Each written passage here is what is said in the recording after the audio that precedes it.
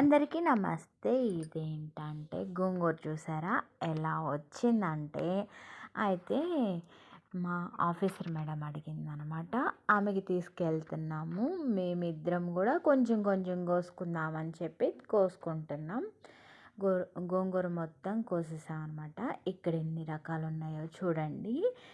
ఈ మొన్నటికి ఇప్పటికి ఎంత ఎదుగుదల అయిందో. టమోటాలు చక్కగా ఎదిగేసినాయి, పూత బాగా వచ్చింది, వంకాయకి పూత వచ్చింది. ఇంకా క్యాలీఫ్లవర్ మాత్రం కొంచెం పురుగు పట్టినట్టుగా అయిపోయింది అనమాట. ఇంకైతే ఇదేమో చుక్కకూర మేము ఒకసారి తెంపుకున్నాము. గార్డెన్ వాళ్ళు కూడా తెంపుకున్నారనమాట. ఆ అమ్మాయి కూడా వండుకుంది. తర్వాత నేను ఒకసారి తెచ్చుకున్నాను అనమాట. చూడండి ఎంతలా వచ్చిందో.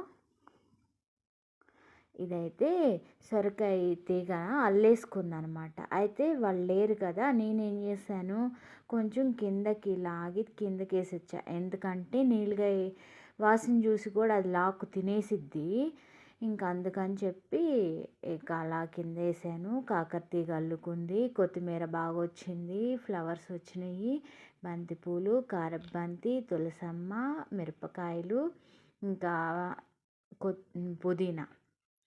పుదీనా కూడా బాగా వచ్చిందనమాట. ఎంత చక్కగా ఉన్నాయో చూడండి. ఈరోజు మళ్ళీ వర్షం పడిందనమాట. ఇప్పుడు కొంచెం ఎండిపోయినట్టుగా ఉంది.